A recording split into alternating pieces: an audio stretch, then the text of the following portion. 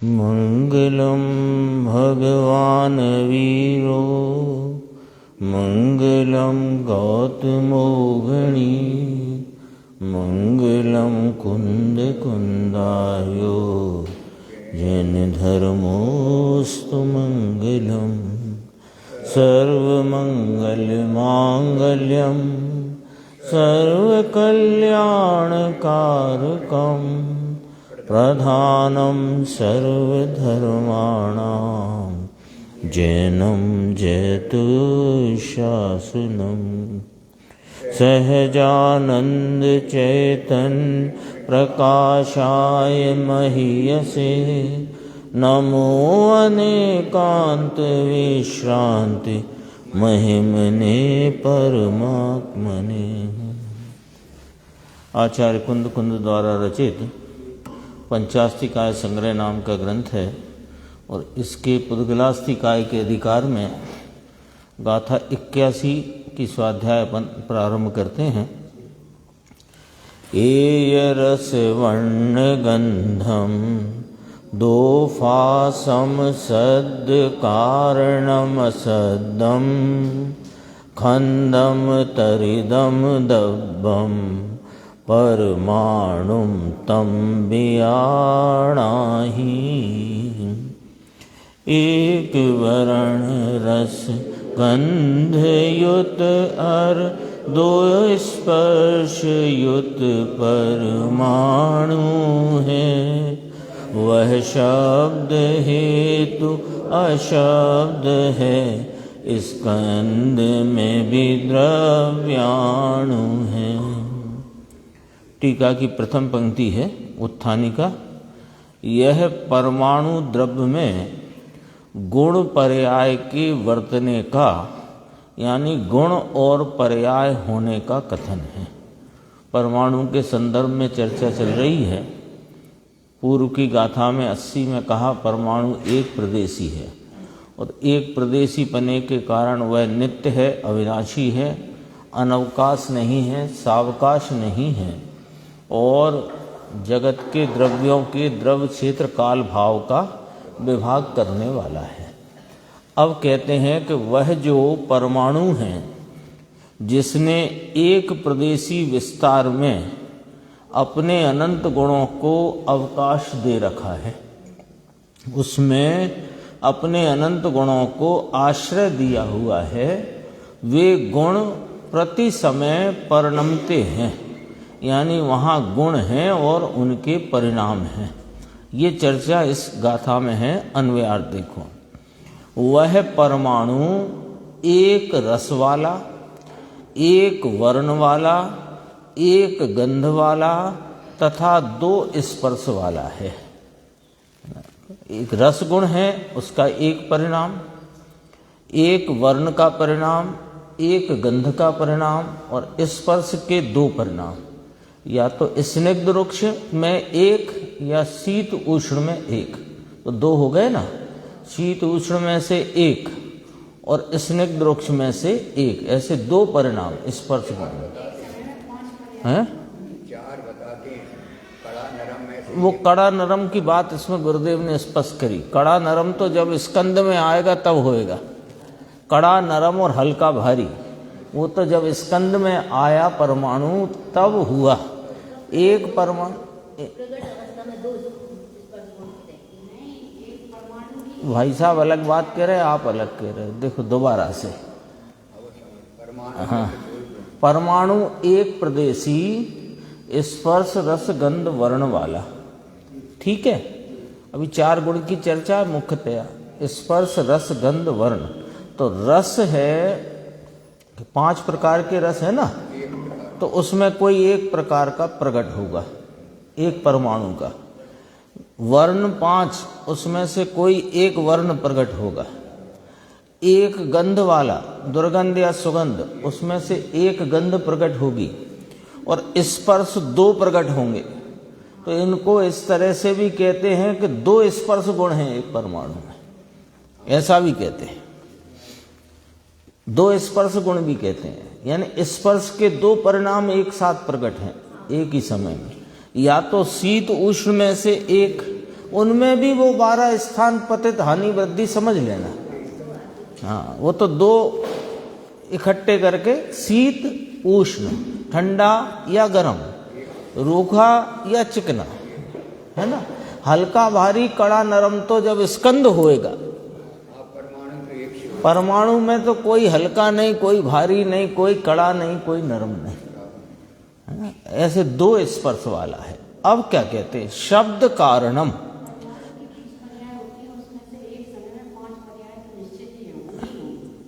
हाँ, ये 5 पर्याय। हाँ, ये यहाँ क्या देखो, उत्थानिका परमाणु द्रव्य में, यानी पुद्गल द्रव्य जो मूल वस्तु परमाणु है उसमें गुण पर्याय होने का कथन है। उसके अनंत गुण हैं, 4 गुण मुख्य लिए और उनके परिणाम हैं सभी गुणों के। या तो 4 की बात करी, रस वर्ण गंध और स्पर्श।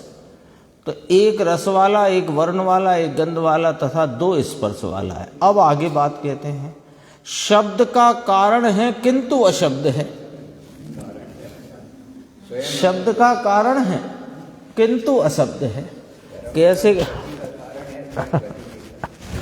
ऐसे कहा तो शब्द का कारण है। कैसा कारण? कि जब परमाणु अन्य परमाणुओं से मिलकर वर्गणा रूप परिणमित होती है, स्कंदी कहो वह, तो वो स्कंद रूप वर्गणाएं हैं, उनमें कुछ इस प्रकार का परिणाम होता है जो कर्णेंद्रिय के निमित्त से, द्रव्य कर्णेंद्रिय के निमित्त से भाव कर्णेंद्रिय द्वारा ध्वनि रूप शब्द रूप ज्ञात होता है।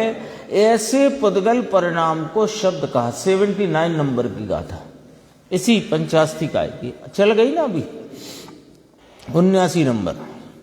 तो उसमें क्या कहा शब्द को, कि शब्द परमाणु का कार्य नहीं है, और क्योंकि परमाणु में शब्द गुण नहीं है इसलिए परमाणु अशब्द है।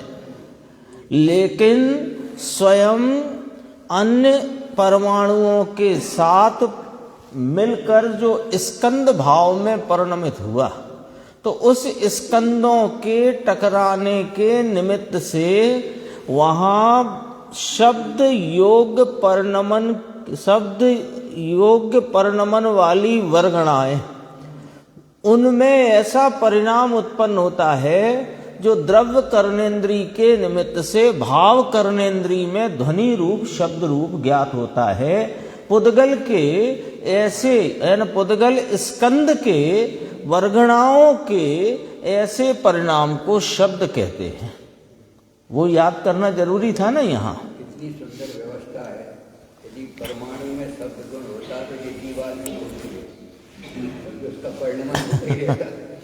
कुछ भी तो करते रहते भले। नहीं, परिणमन तो होता ही नहीं। जैसे रस है तो रस गुण व्यक्त है, वर्ण व्यक्त है, गंध व्यक्त है, स्पर्श में शीत उष्ण या कि ठंडा, वो रूखा चिकना व्यक्त है, तो शब्द भी व्यक्त ही होता ही रहता। और इतने अनंत परमाणु क्या दशा होती।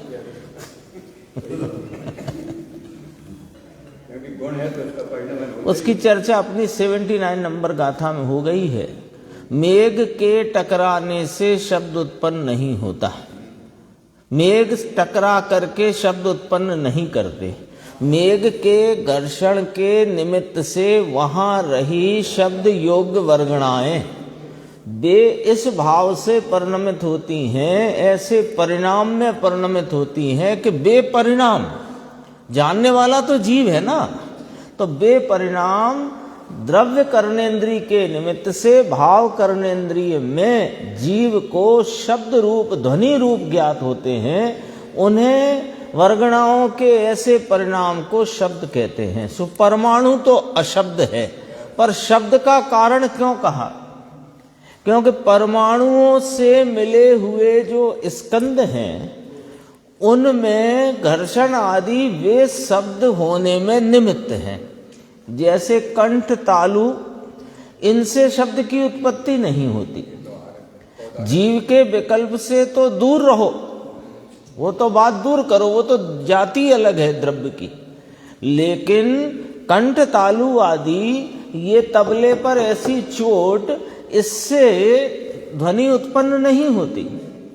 इनके घर्षण के निमित्त से, इनके हलन चलन के निमित्त से शब्द योग वर्गणाएं जो पूरे लोक में ठसाठस भरी हैं, उनमें कोई वर्गणाएं अपनी योग्यता प्रमाण में वो शब्द रूप परिणमित होती हैं। इसलिए पुद्गल परमाणु शब्द का कारण कहा। अशब्द है, ये मूल सूत्र में लिखा देखो, वह शब्द हेतु अशब्द है। इसमें भी पढ़ सकते हैं अपन प्राकृत में, सद् कारणम असद्दम, शब्द का कारण है किंतु स्वयं अशब्द है। नीचे हिंदी में भी है, शब्द कारणम अशब्दम, मां के साथ आ लग जाएगा, शब्द कारणम अशब्दम। ये देखो यहां आ गया शब्द कारणम, फिर अशब्दम इसमें अन्वयार्थ में नहीं लिया, है ना। देखो मूल संस्कृत में है, एक रस वर्ण गंधम द्वि स्पर्शम शब्द कारणम अशब्दम स्कंधा अतिरतम द्रव्यम परमाणुम तम विजानीहि, यानी जानो। यहां इसमें लिया तम परमाणु एक रस, अब मैं अन्वयार्थ में संस्कृत पढ़ रहा हूं, तम परमाणु एक रस वर्ण गंधम द्वि स्पर्शे शब्द कारणम, फिर स्कंधा अंतरितम, स्कंद के भीतर हो, तथापि द्रव्यम विजानीहि, परिपूर्ण स्वतंत्र द्रव्य है ऐसा जानो, विजानीहि। दोबारा से, परमाणु वह कौन सा जिसकी चर्चा पूर्व में करते आए, एक प्रदेशी परमाणु जो नित्य है, अविनाशी है, सब हो गई ना बात। वो परमाणु एक रस वाला, एक वर्ण वाला, एक गंध वाला और दो स्पर्श वाला है, शब्द का कारण है, लेकिन स्वयं अशब्द रूप है, स्कंदों के भीतर है, तथापि द्रव्य परिपूर्ण स्वतंत्र द्रव्य है, स्कंदों के भीतर है। हाँ, ये स्कंद है ना, ये पुद्गल का, तो इसमें परमाणु अपने स्वतंत्र पने, एक प्रदेशी विस्तार स्वरूपता से, अनंत गुणों का आश्रयभूत भाव से, उन गुणों के परिणमन सहित है, स्वतंत्र द्रव्य है। जैसे लोकाकाश में विस्तार को प्राप्त एक धर्मास्तिकाय द्रव्य स्वतंत्र द्रव्य है, जैसे ये जीव लोक प्रमाण संख्या प्रदेश वाला, ज्ञानादि अनंत गुणों वाला, ज्ञान भाव से परिणमता एक स्वतंत्र द्रव्य है, ऐसे पुद्गल परमाणु यद्यपि स्कंदों में रहा हुआ है, जैसे ये जीव असमान जाति द्रव्य पर्याय में रहा है, लेकिन ये जीव असमान जाति द्रव्य पर्याय में दिखाई देने पर भी स्वतंत्र, चेतनमयी, अस्पर्शी, ज्ञानमय, स्वतंत्र, अपने अनंत गुणों का आश्रयभूत और अनंत गुणों को के परिणमन सहित वाला है। ऐसे ही परमाणु स्कंद के भीतर हो, स्कंद के भीतर है तो स्कंद का गुलाम हो गया क्या? स्वतंत्र है। देखो टीका इसकी, सर्वत्र परमाणु में, सर्वत्र ये क्षेत्र की तरफ, सारे में व्याप्त है ना परमाणु, सर्वत्र परमाणु में रस, वर्ण, गंध, स्पर्श सहभावी गुण होते हैं, गुण सहभावी हैं, और वे गुण उसमें क्रमवर्ती निज पर्यायों सहित वर्तते हैं, है ना, क्रमवर्ती निज पर्यायों सहित। ये क्रमवर्ती का अर्थ 308 से 311 गाथा वहां से देख सकते हैं, उसमें आ गया ना।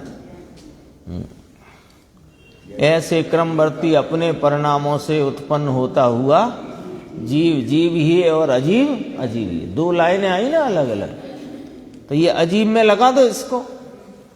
अजीब अपने ऐसे क्रम नियमित परिणामों से उत्पन्न होता हुआ अजीब ही है, बराबर परमाणु। अब यहाँ उसको लगा के यहाँ समझ सकते हैं वही।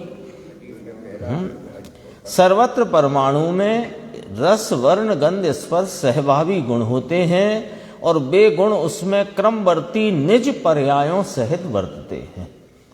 वह इस प्रकार है, उसका वर्णन करते हैं। 5 रस पर्यायों में से एक समय में कोई एक रस पर्याय सहित रस गुण वर्तता है। रस वर्तता है लिखा ना, तो वो रस गुण वर्तता है। किसमें? अपनी पर्याय में। उसकी पर्यायों के 5 प्रकार हैं, है ना। कौन कौन से? खट्टा, मीठा, चिरपरा, कसेला और खारा। उसमें से कोई एक भाव से, एक रस भाव से रस गुण वर्तता है। 5 वर्ण पर्यायों में से एक समय किसी एक वर्ण पर्याय सहित वर्ण गुण पर वर्तता है। 2 गंध पर्यायों में से एक समय किसी एक गंध पर्याय सहित गंध गुण वर्तता है ना। गुण वर्तते हैं, ये लेना है अपने को, गुणों का परिणमन है। आगे शीत स्निग्ध, ये जोड़े बना के दिए यहां पर। या तो शीत स्निग्ध रूप परिणमे, या तो शीत रुक्ष रूप परिणमे, या तो उष्ण स्निग्ध रूप परिणमे, या तो उष्ण रुक्ष रूप। तो 2-2 के जोड़े हैं, यानी इसे अपन इकट्ठा कहें तो शीत उष्ण में से एक और रुक्ष स्निग्ध में से एक। 2 स्पर्श के भाव प्रति समय वर्तते हैं, व्यक्त होते हैं, वर्तते हैं, प्रकट हैं। तो उनके जोड़े बना दिए टीकाकार आचार्य अमृतचंद्र भगवान ने। शीत स्निग्ध, या कि शीत रुक्ष, या कि उष्ण स्निग्ध, या कि उष्ण रुक्ष। इन 4 स्पर्श पर्यायों के युगल में से एक समय किसी एक युगल सहित स्पर्श वर्तता है। एक कोई युगल होगा, जोड़ा, एक जोड़ा कोई, 2 वर्तते हैं एक साथ, तो एक कोई जोड़ा अवश्य होगा। इस प्रकार जिसमें गुणों का वर्तन नाम अस्तित्व कहा गया है, यानी गुण उस परमाणु में परमाणु के आश्रय से रहे हुए हैं, अस्तित्व है कहा ना, तो है में अस्तित्व आ गया ना। तो वे कहा गया जिसमें माने परमाणु में, कौन से परमाणु में? जो एक प्रदेशी है, शाश्वत है, नित्य है, अनवकाश नहीं है, सावकाश नहीं है, सब याद रखना पड़ेगा। उसमें गुणों का वर्तन नाम अस्तित्व कहा गया है।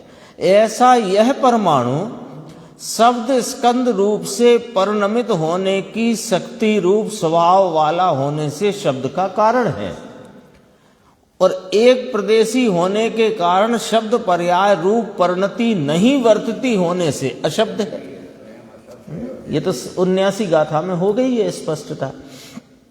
और आगे स्निग्ध रुक्षत्व के कारण बंद होने से अनेक परमाणुओं की एकत्व परिणति रूप स्कंद के भीतर रहा हो, तथापि स्वभाव को नहीं छोड़ता हुआ। अब और एक बात कही, संख्या को प्राप्त होने से, जो पिछली गाथा में बात आई थी कि एक परमाणु से परमाणुओं की संख्या का भी भेद है, द्रव्यों का की गिनती है ना, द्रव्यों की संख्या का भेद, द्रव्यों के क्षेत्र का भेद एक प्रदेशी होने से, और समय परिमाण का नाप करने में निमित्त होने से काल का विभाग करने में निमित्त, और वर्णादि भावों की हीनता अधिकता में जघन्य भाव से उत्कृष्ट भाव तक के परिणमन को बताने में निमित्त होने से भाव के भेद को करने में भी निमित्त है ना। तो वह एक है। अभी तो द्रव्य की संख्या की बात ली ना, तो परिपूर्ण एक के रूप में पृथक गिनती में आता है, पृथक गिनती में आता है। एक परमाणु, हाँ, एक टेबल अनंत परमाणु, जैसे अपन कहते हैं जीव अनंत और पुद्गल अनंत अनंत, तो जब वो भिन्न मानोगे तब अनंत अनंत तो पुद्गल अनंत अनंत, स्कंद अनंत अनंत नहीं कहे, पुद्गल परमाणु एक स्वतंत्र गिनती में आता है, तो वो गिनती ना पृथक गिनती में आता है। देखो दोबारा से ये शब्द की वाली बात से, हाँ एक करके ही आता है। हाँ, अपन ने कहा था ना, जैसे हॉल में घुसे तो हमने सब बेंचें देखनी, सब बेंचें हमारे ज्ञान में आ गई। कितनी है? 16 हैं। तो 16 कहाँ से लाए? जब एक एक अलग अलग है तब 16 हुई ना। तो अनंत कहाँ से लाए? एक एक अलग अलग है तब तो हुए ना अनंत। अब देखो इसमें दो बातें कहना है कि एक तो शब्द स्कंद रूप से परिणमित होने की शक्ति रूप स्वभाव वाला है। जब स्कंद रूपता में शब्द योग वर्गणाओं है ना, वर्गणाम में एक दिन चर्चा आ चुकी है, सब परमाणु एक ही प्रकार के हैं, चाहे वे कारमाण वर्गणा रूप स्कंद में हो, आहार वर्गणा रूप हो, भाषा वर्गणा रूप हो, किसी वर्गणा रूप हो, लेकिन तेजस वर्गणा रूप हो, सब परमाणु एक प्रकार के। तो भाषा वर्गणा रूप यानी जिन स्कंदों में उस प्रकार का परिणाम होने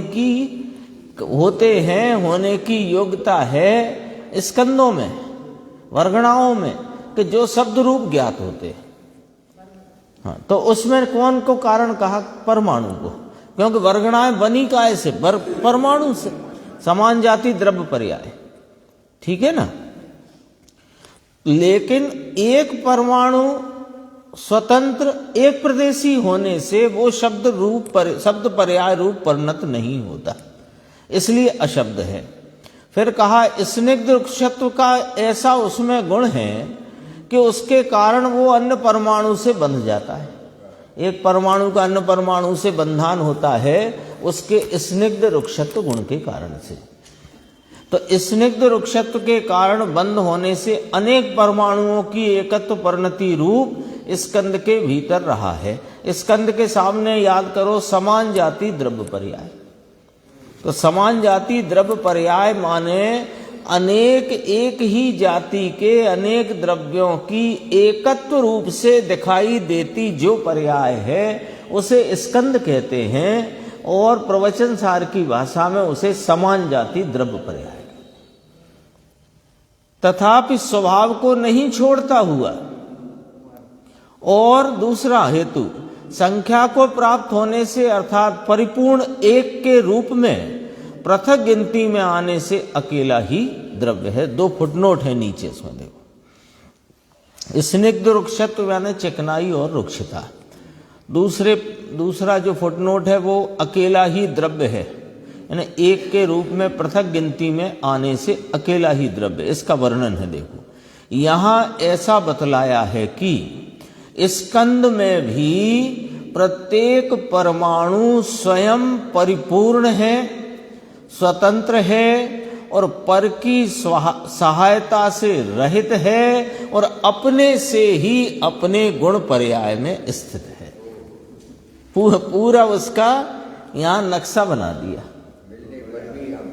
हाँ, मिलने विछड़ने का उसका स्वभाव है, स्निग्ध रुक्षता उसके गुण हैं, उन गुण के परिणमन में स्निग्धता रुक्षता के हीनादिक होते अंश हैं, उनके उस परिणमन में वह एक परमाणु अन्य परमाणुओं से मिलकर रहता दिखाई देने पर भी, स्कंद रूप परिणमने पर भी वो स्वतंत्र है, सहायता बिना है, पर की सहायता। देखो कितनी बात लिखी, स्वयं परिपूर्ण है, स्वतंत्र है, पर की सहायता से रहित है। बगल वाले परमाणु की सहायता के कारण उस स्कंद में नहीं रहा।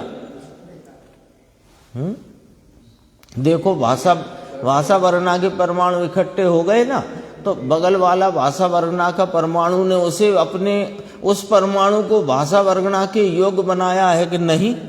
वो उसके अपने परिणमन की योग्यता से वह उस प्रकार की वर्णा में रहा। 2 गुण अधिक वाले से मिलके पड़ जाते हैं, उसके कारण नहीं।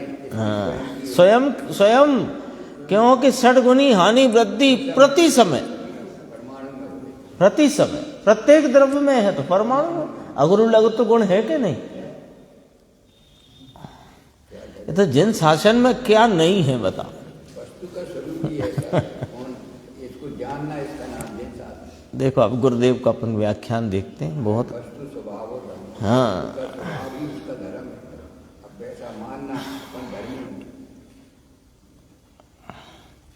अब परमाणु द्रव्य में गुण पर्याय के स्वरूप का कथन करते हैं। एक पुद्गल में एक रस, एक गंध, एक वर्ण और दो स्पर्श हैं। शब्द की उत्पत्ति का कारण तो है, परंतु स्वयं एक प्रदेशी अकेला है, इसलिए शब्द की व्यक्तता रहित है तथा पुद्गल स्कंद से पृथक है, उसे परमाणु जानना। देखो गुरुदेव ने 3 लाइन में पूरी गाथा को 2.5 लाइन में पूरी गाथा आ गई बात।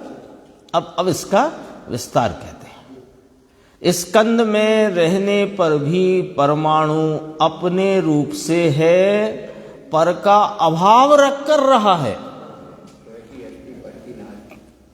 अपने 2 स्पर्श, एक गंध, रस, वर्ण के भाव में रहा है। कभी भी अनादि अनंत काल में कभी भी दूसरे के साथ एक रूप नहीं होता। दूसरे स्कंदों के साथ मिले और स्थूलपना धारण करे तो दूसरे स्थूल स्कंद के कारण स्थूलपना धारण नहीं करता।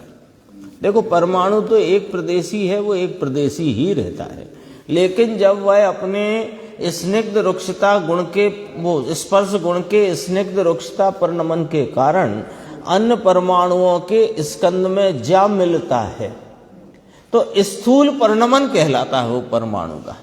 परमाणु जब अकेला रहे तो सूक्ष्म परिणमन है, और परमाणु स्कंदों में जा मिले तो स्थूल परिणमन है।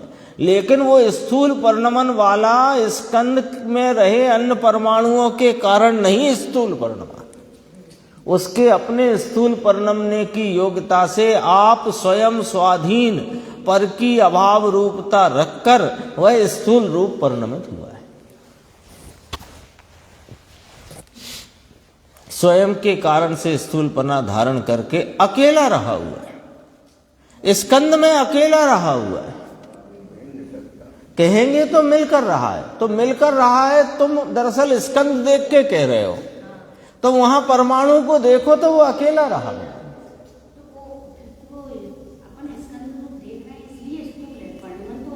नहीं, ऐसा जनागम में वचन आया है, परमाणु स्वयं अकेला जब स्वतंत्र है तो सूक्ष्म रूप परिणमता है। परिणमन तो वही के वही है उसके, लेकिन वह जब स्कंद में रहा तो स्थूल रूप परिणमता है। इसका अर्थ समझना क्या है कि जो परमाणु का स्पर्श रस गंध वर्ण के जो परिणाम हैं वे इतने सूक्ष्म हैं। परमाणु स्वयं सूक्ष्म अतीन्द्रिय, उसके गुणों की व्यक्तता के जो भाव हैं एक परमाणु के, वो भी छद्मस्त को ज्ञात होने योग्य नहीं है। लेकिन ये ठंडा है, ये गर्म है, ऐसा हम परमाणु का परिणाम इस स्कंद अवस्था में जान सकते हैं। तो उस परिणमन को उसको समझना, स्कंद परिणमते ही नहीं है, परिणमते तो परमाणु है। तो वो परमाणु का स्थूल परिणमन क्यों कहने में आया कि वो छद्मस्त के ज्ञान का विषय बन गया। जैसे समझने के लिए जामुनी रंग है, जामुनी वायलेट, तो वो जामुनी रंग में वर्ण की 5 पर्याय में एक भी जामुनी नहीं है। लाल है, नीली है, सफेद है, काला है और पीला है। ठीक है। अब कुछ परमाणु वे स्वतंत्र अकेले रहकर उनका वर्ण गुण नीले से परिणमित है और किसी परमाणु का लाल से परिणमित है। तो किन्हीं परमाणु नीले से परिणमे और कोई परमाणु लाल से परिणमे, और उनका जो लालपना है एक एक परमाणु के परिणमन में लाल भाव और एक एक परमाणु के परिणमन का नीला भाव, वो हमें ज्ञात नहीं होता, तो उसे कहेंगे सूक्ष्म परिणमन। अब वही परिणमन है, लेकिन वह एक जामुनी कलर के इतने बड़े टुकड़े में, अरे इतने से चिंदी में वो जामुनी है, ऐसा जो हमें स्थूल रूप ज्ञात हो रहा है, तो वहां पर वर्ण गुण का भाव हमें स्थूल ज्ञात हुआ। तो परमाणु का है तो परमाणु का परिणमन, तो उसे स्थूल कहा क्योंकि वह इस इंद्रिय ज्ञान का विषय बन गया, इसलिए स्थूल कहा। परमाणु तो स्वयं सदैव सूक्ष्म ही परिणम रहा, लेकिन अनेक परमाणुओं के मिले हुए स्कंद पर्याय को जब हम देखेंगे तो वहां जो हमें जामुनी पना दिख रहा है कपड़े में, वर्ण जामुनी वर्ण रंग दिख रहा है, वो परमाणु का ही परिणमन है, लेकिन हमें ज्ञात हो गया इसलिए स्थूल परिणमन है, और ज्ञात नहीं हो सकता इंद्रिय ज्ञान में तो सूक्ष्म परिणमन। ऐसा है उसका भाव। परमाणु तो वैसे जामुनी नहीं परिणमता, नहीं परिणमता, तो वही तो कहा। देखो दोबारा उदाहरण को समझो, ये एक रूमाल है जामुनी, उसमें कोई परमाणु जामुनी परिणम ही नहीं है, कोई नीला परिणमा है कोई लाल, लेकिन आपको वहां नीला दिख नहीं रहा और लाल दिख नहीं रहा लेकिन सबका मिलकर जो वर्ण भाव दिख रहा है वो पुद्गल का ही तो है, किसी और का थोड़ी है। और पुद्गल का क्या स्कंद स्वयं तो परिणमता नहीं, परिणमते तो परमाणु ही है, तो उसे स्थूल परिणमन का। केवल ज्ञान की सूक्ष्मता में बोल, हाँ, वो उनके अतीन्द्रिय ज्ञान में वो जानने में आता है, अतीन्द्रिय ज्ञान के अलावा नहीं जानने में आता है। ज्ञान की भी इसलिए सूक्ष्मपना और स्थूलपना ऐसे दो करके बात। परिणमन और अपने ज्ञान का भी स्थूल परिणमन, तो ज्ञान ये जिनवाणी में एक एक बात ऐसी है, कहीं कोई विरोध खड़ा ही नहीं होता कभी हो नहीं सकता। अपनी समझ में हो तो तुरंत अपनी समझ को जिनवाणी की तरफ दौड़ाओ, अपने आप अपने को ज्ञात होएगा। यही तो है उसका उपकार। देखो, स्वयं के कारण से स्थूलपना धारण करके अकेला रहा हुआ है,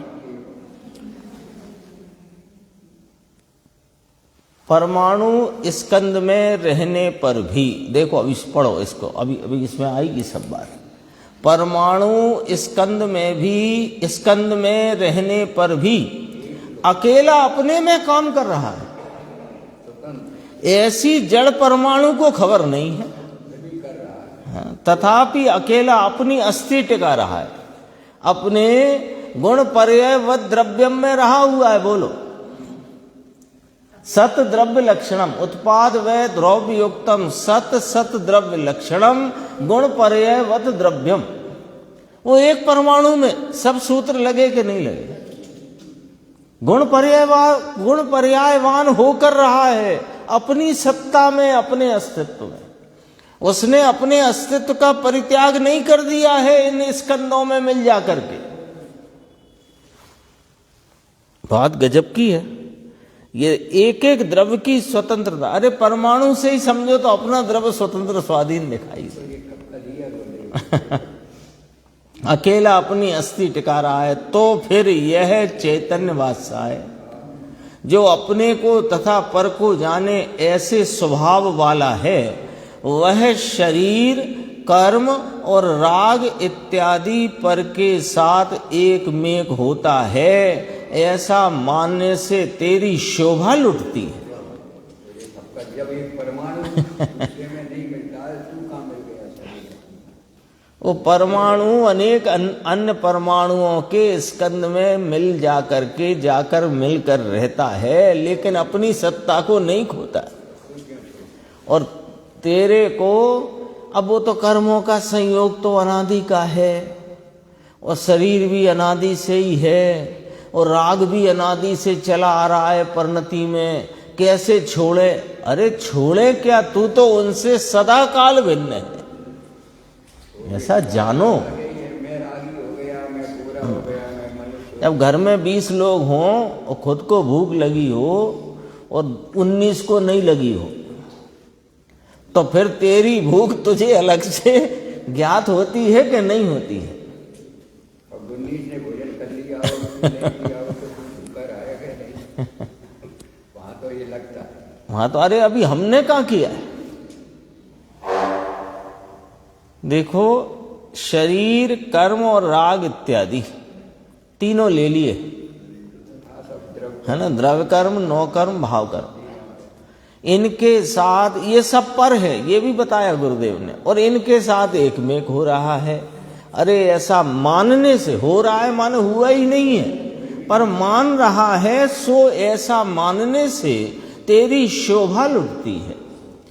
तू शरीर कर्म इत्यादि के साथ एक क्षेत्र में रहा होने पर भी कभी भी उनके साथ एक मेघ नहीं हुआ।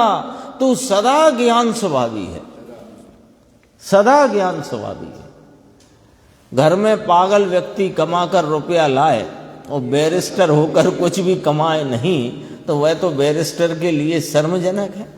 कम पड़ा हो कम पढ़ो, बिल्कुल 5वीं फेल, और थोड़ा बुद्धि से भी ढीला पतला हो और कमा कर लाए घर में, और बैरिस्टर साहब बैठे रहें, बैरिस्टरी करें, हम शर्मजनक है। उसी प्रकार अचेतन परमाणु वह कभी पर के साथ एक में एक नहीं होता, और तू चैतन्य बादशाह होकर शरीर कर्म और राग के साथ एक में हो गया हूं ऐसा मानता है, तो तेरे लिए वह शर्मजनक है। हाँ, अज्ञानी मानता है भले, परंतु वह कभी पर के साथ एक में एक नहीं होता। ये चर्चा से परमाणु की स्वतंत्र सत्ता उस स्कंद में रहने पर भी उसकी स्वतंत्र सत्ता का कभी घात नहीं होता, वह पराधीन नहीं होता, किसी की उसे सहायता की आवश्यकता नहीं है। ऐसा हम जानकर अपने इस चैतन्य स्वभाव का विश्वास करें। उससे भेद ज्ञान करो, परमाणु अपने एकत्व को नहीं छोड़ता। हाँ, देखो कहा सदा ज्ञान स्वभावी है, इस प्रकार पर से भेद ज्ञान करके अपने अभेद ज्ञान स्वभाव की महिमा लाना वह धर्म है। देखो अगला प्रवचन है, भावार्थ से देखते हैं बंधु। स्कंद के टुकड़े होते होते एक छोटे में छोटा अंश रहे, उसे परमाणु कहते। इस लाइन की भी बड़ी गजब व्याख्या कर चुके हैं गुरुदेव पूर्व के प्रवचन में, कि ज्ञानी जानता है कि इस वस्तु का टुकड़ा होता है, यानी ये मूल वस्तु नहीं है। वहां से बताई बात, बताई थी ना। तो स्कंद के टुकड़े होते होते एक छोटे में छोटा अविभागी अंश रहे, यानी जिसका अब दूसरा विभाग नहीं हो सकता, उसे परमाणु कहते हैं। भगवान ने अपने अतीन्द्रिय ज्ञान द्वारा उस परमाणु में पुद्गल के 5 रस में से एक रस, 5 वर्ण में से एक वर्ण, 2 प्रकार की गंध में से एक गंध तथा शीत स्निग्ध, शीत रुक्ष, उष्ण स्निग्ध अथवा उष्ण रुक्ष, ऐसे 4 स्पर्श के परनमन के जोड़े, उनमें से एक युगल देखा है। इस प्रकार एक परमाणु में स्पर्श 2, रस 1, गंध 1, वर्ण 1, ऐसे 5 गुण समझना, गुण नाम उनके परिणाम समझना। वह परमाणु स्कंद के साथ मिल जाता है तब शब्द पर्याय का कारण बनता है, और स्कंद से पृथक पड़े और पृथक रहे तब अकेले परमाणु से शब्द नहीं होता। पढ़ चुके हैं अपन पहले भी। और वह परमाणु अपनी रुक्षता स्निग्धता के कारण अनेक परमाणु वाले स्कंद में जुड़ जाता है, तथापि अपने एक रूप स्वभाव को नहीं छोड़ता और एक द्रव्य रूप कभी नहीं छोड़ता। अपने को एक द्रव्य रूप सत्ता गुण पर्याय व द्रव्यम रूप रखता है, अपनी द्रव्य रूपता नहीं छोड़ता। अब मैं काय का द्रव्य, अब ये स्कंद ही द्रव्य हो गए, ऐसा हो सकता है क्या?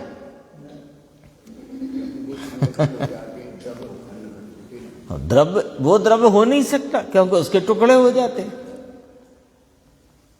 देखो परमाणु तो जड़ है, परमाणु स्थूल स्कंद में मिल जाए तब उसमें 2 स्पर्श नहीं रहते, तथापि 2 स्पर्श आदि गुणों का मूल स्वभाव कभी छोड़ता नहीं। ये है वो वाली बात। वो 4 हो जाते हैं ना, 8 गिनाई हैं जो, अभी तो अपन ने 4 गिनी, 4 में युगल गिने, शीत और स्निग्ध, शीत वो शीत रुक्ष, उष्ण स्निग्ध, उष्ण रुक्ष, ऐसे 4 जोड़े समझे ना अपन ने अभी।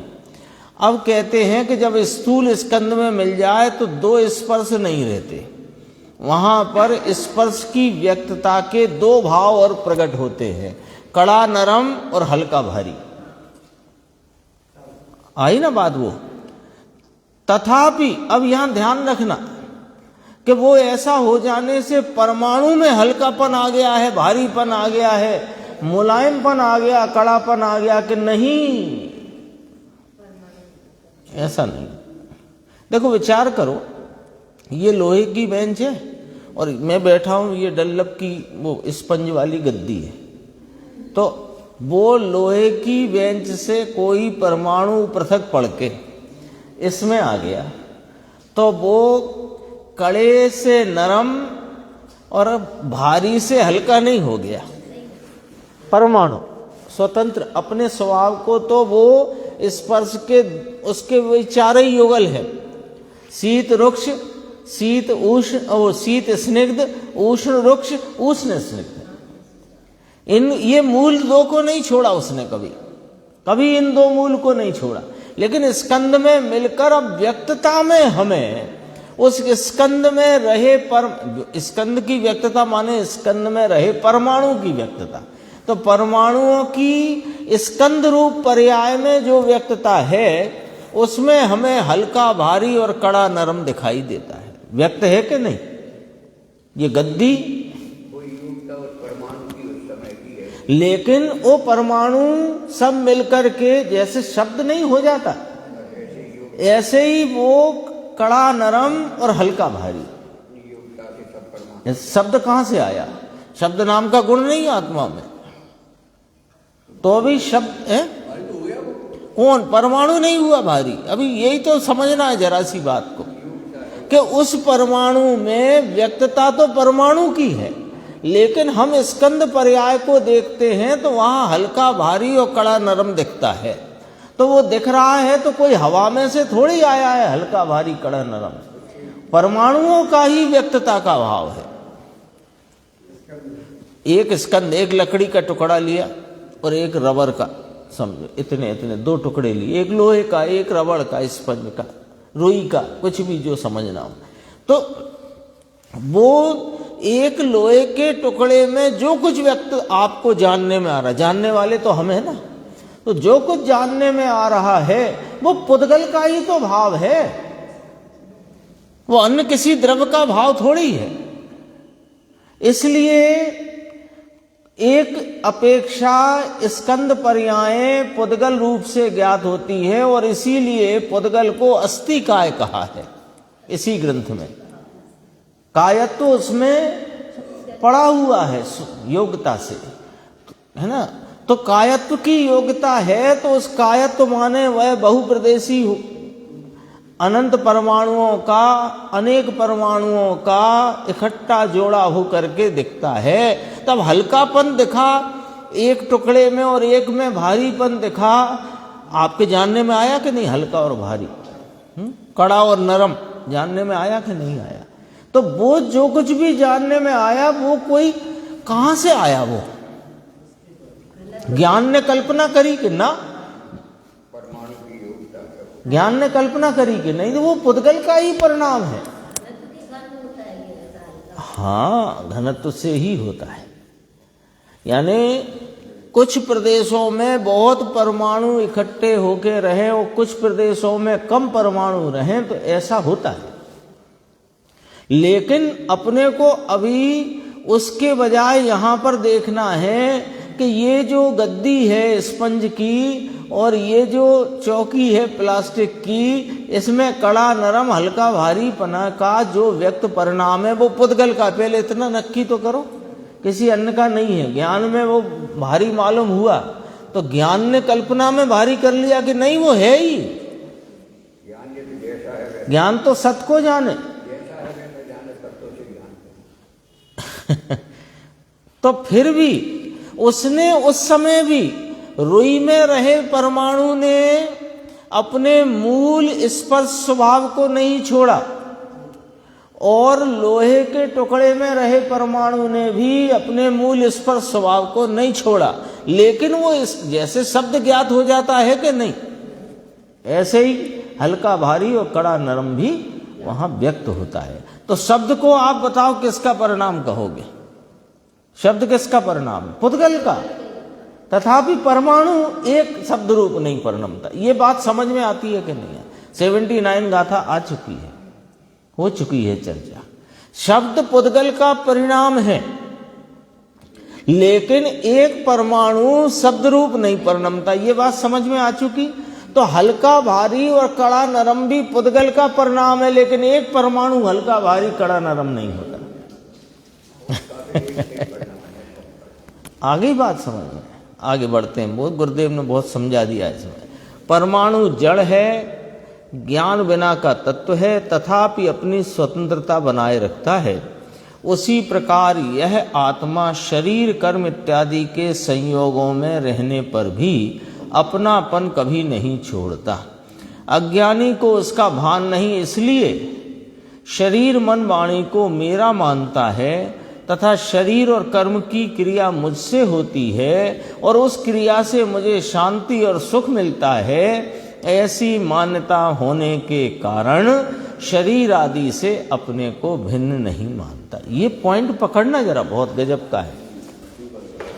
जिसमें सुख माना है, जिसमें लाभ माना है, उससे ये कभी भिन्न नहीं मान सकता अपना। एक ऐसी व्यवस्था है। इसलिए राग से लाभ बुद्धि छुड़ाई है।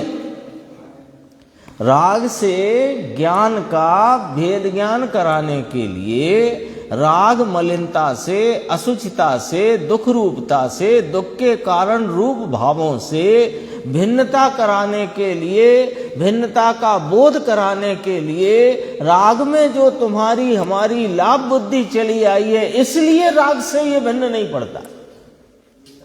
और राग से जिसे भिन्न पड़ना हो, उसे पहले राग में से लाभ बुद्धि छोड़ना पड़ेगी। क्योंकि जब तक राग में लाभ मानेगा, शरीर में लाभ मानेगा, अच्छे कर्मों के बंद और उदय में लाभ मानेगा और खराब कर्मों के बंद उदय में नुकसान मानेगा, तब तक ये उनसे भिन्न नहीं पड़ सकता। ये न्याय इसमें लिखा गुरुदेव ने। देखो कि शरीर और कर्म की क्रिया मुझसे होती है और उस क्रिया से मुझे शांति और सुख मिलता है। ऐसी मान्यता होने के कारण शरीर आदि सब आ गए इसमें। शरीर, कर्म, वाणी, मन, राग सब आ गया। परमाणु स्कंद में मिले तब पर्याय दृष्टि से परमाणु में स्थूलपने की तथा स्थूल स्कंद में मिले तब चार स्पर्श की योग्यता होती है। तथापि द्रव्य दृष्टि से तो, परमाणु को भी तो द्रव्य दृष्टि से देखें कि द्रव्य दृष्टि से तो परमाणु सूक्ष्म अतीन्द्रिय है और दो स्पर्श की योग्यता वाला है, ठंडा गरम या चिकना रूखा। ऐसे बेखबर वाले तत्व अतीन्द्रिय परमाणु अपनी स्वतंत्रता बनाए रखता है, ऐसा भगवान ने देखा है। वो कितने ही स्कंद में, कैसे ही स्कंद में, है ना, तुम्हें जुगुप्सा हो ऐसे स्कंद में और तुम्हें जिसमें इष्टता हो ऐसे स्कंद में जाए तो भी अपनी स्वतंत्रता बनाए रखता है। ऐसा भगवान ने देखा है। तो यहां कहते हैं कि भाई तू तो ज्ञान स्वभावी है, चेतन बादशाह है, तू पर्याय दृष्टि से शरीर और कर्म के संयोग वाला है, संयोग वाला है। पुण्य पाप के विकारी भाव परिणति में होते हैं, तो पर्याय दृष्टि से विकारी भाव वाला है।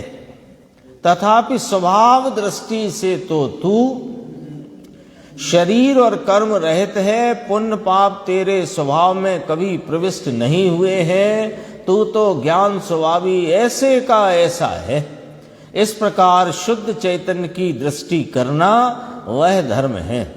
अचेतन परमाणु अपने गुण पर्याय को पृथक बनाए रखता है, ऐसी उसे खबर नहीं है। उसे जानने वाला तो आत्मा है। आत्मा जानता है कि परमाणु अपने गुण पर्याय को स्वतंत्र बनाए रखता है। जानते हैं कि नहीं भगवान?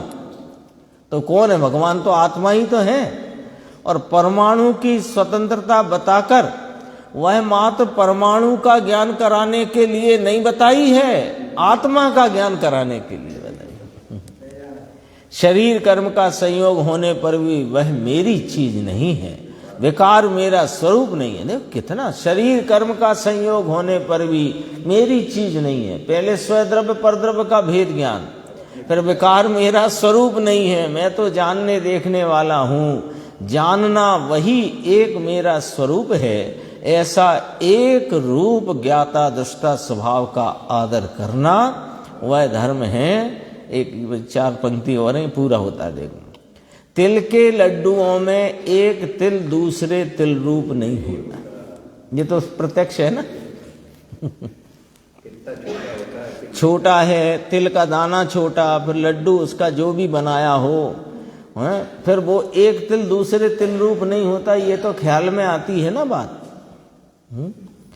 उसी प्रकार परमाणु भी एक स्कंद में होने पर भी दूसरे परमाणु रूप नहीं होता, तथा आत्मा शरीर और कर्म के परमाणुओं के साथ एक क्षेत्र में दिखता है। जो प्रवचन सार में बात आई, समान जाति द्रव्य पर्याय और असमान जाति द्रव्य पर्याय, दोनों को रख दो। प्रत्येक द्रव्य उन पर्यायों में द्रव्य दृष्टि से देखो, स्वभाव दृष्टि से देखो तो स्वतंत्र अपने गुण पर्यायों में रहा हुआ है, तथापि उनके साथ एक रूप नहीं होता। पर से त्रिकाल भिन्न है, ऐसा भेद ज्ञान यहां कराते हैं। धर्म करने वाला आत्मा है, इसलिए उसका स्वरूप यथार्थ जानना चाहिए।